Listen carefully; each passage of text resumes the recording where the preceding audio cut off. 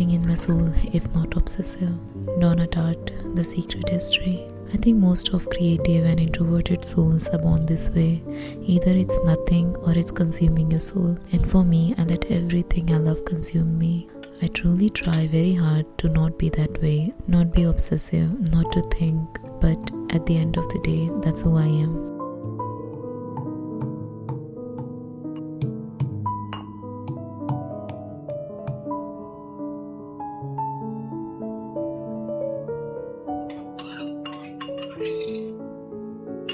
At night, I close my eyes and try to divert my thoughts when I'm obsessing, but it only works for a minute. It inspires me every day though, but at the same time, it's so very tiring.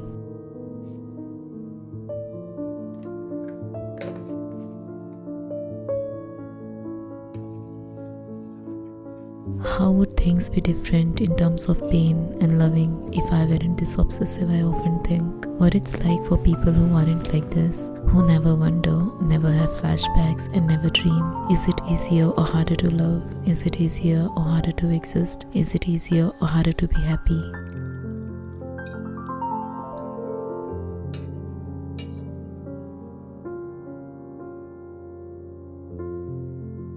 My phone's right there at the table at a distance. I could just stop reading and pick it up and check if your name popped up and enable my triggers. Or I could keep reading and try my best to forget the heaviness my heart holds. I could choose to read and imagine all the beautiful places that this book takes me to. Lying in the boat, vision of bonfire on the riverfront, smell of cinnamon and nutmeg, and the making of the hot pastries. It's also beautiful and healing, and I could stay here for a while and let my heart forget that I'm sad today. But I keep looking at my phone that's at arm's length. So I pick it up and check one more time, but this time I lock it away in another room where I cannot see it, so I can rest my mind and stop obsessing and not suffer.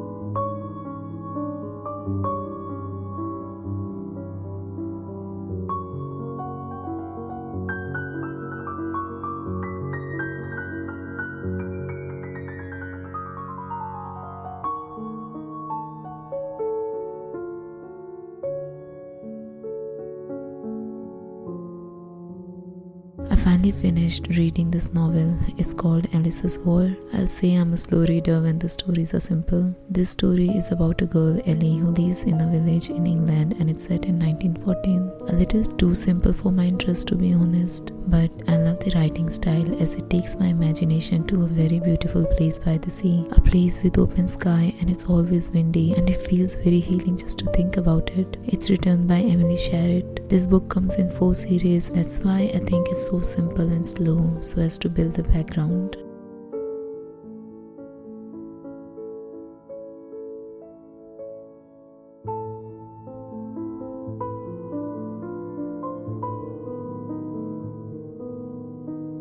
I think people who are built for adventures will relate to Ellie so much. I'm not much of an adventurous person, but I do relate to her in a sense when you feel like you don't belong. Ellie is pushed to do things traditionally girls are supposed to do, knitting, being in the kitchen and behaving ladylike, but she is quite the opposite of that. I think most people fail to understand people who are built different, and that's why they always feel like they don't belong and have such hard time, and they think it's easier for everyone else, and I guess in a sense it is.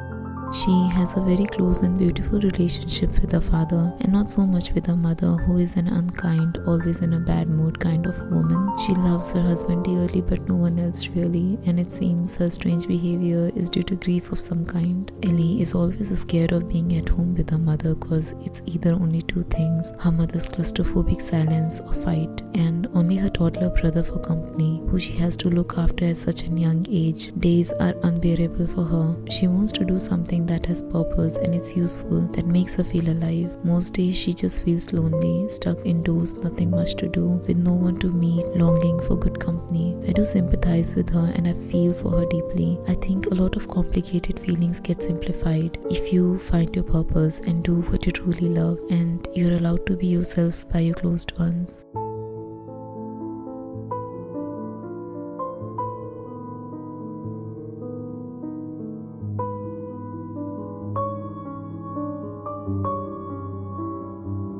Today I'll be reading you The Wolf and the Seven Kids.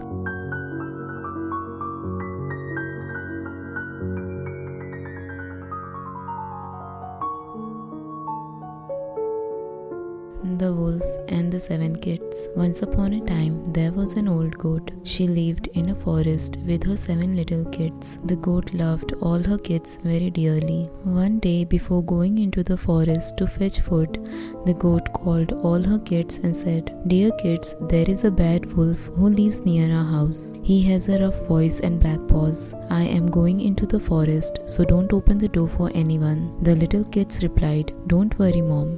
We will be careful."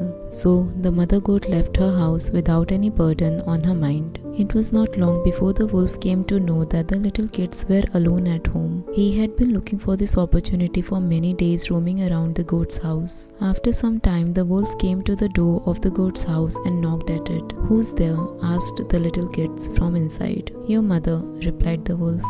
But the little kids recognized the wolf hearing his rough voice and said, "We will not open the door. You are not our mother. Our mother has a soft and gentle voice. You have a terrible voice. You are the wolf." The wolf went away. He went to a shopkeeper and bought himself a piece of chalk. He ate it so that his voice might become soft like a goat's voice. The wolf came back again, knocking at the door of the goat's house. He repeated, "Open the door, children. Your mother is here." But he had laid one of his black paws on the windowsill. The kids caught sight of the wolf's paw and said, "We will not open the door. You are not our mother. Our mother does not have a black paw like yours. You are the wolf. Go away at once from here." Hearing this, the wolf ran to a bakery. There he found a bowl full of kneaded flour. He rubbed some dough on his paws and ran to a miller. Reaching there, the wolf put some dry flour on his paws. Now his paws looked white like those of a goat. So he once again set out for the goat's house. The villain knocked at the door for a third time and called out in a soft voice, "Children, your mother has got something nice for you. Open the door." Hearing the soft voice, the little kids cried out, "First, show us your paw so that we may know that you are our loving mother." The wolf put his white paw on the windowsill. The little kids, when they saw the wolf's white paw, thought it to be the paw of their mother and believed that whatever the wolf had said was true. So they opened the door. The wolf entered the house immediately. Terrified to see him, the kids rushed in all directions for safety. One jumped under the table, the second into the bed, the third into fireplace, the fourth into the kitchen, the fifth into the cupboard, the sixth inside the tub, and the seventh into the clock case. But the wolf was able to find them all. He swallowed them down his throat one after the other. However, he could not find the youngest kid that had hidden safely in the clock case. After gulping the 6 kids, the wolf left the goat's house and went to a nearby meadow. There he lay down under a shady tree and soon fell fast asleep. Not long after, the mother goat came back from the forest. She was shocked at what she saw. The door was wide open and everything was scattered in the house. Not seeing her kids around, the mother goat called out to them by one name after the other. The youngest kid, hearing his mother's voice, cried out, "Oh mother dear, I'm here, hidden in the clock case." The youngest kid came out of the clock, told his mother all that had happened. Both of them hugged each other and cried aloud. Then they went out to look for the wolf. When the goat and her kid came to the meadow, they found the wolf under the tree snoring loudly. The mother goat looked at him and saw that something was moving inside his stomach. "Good God,"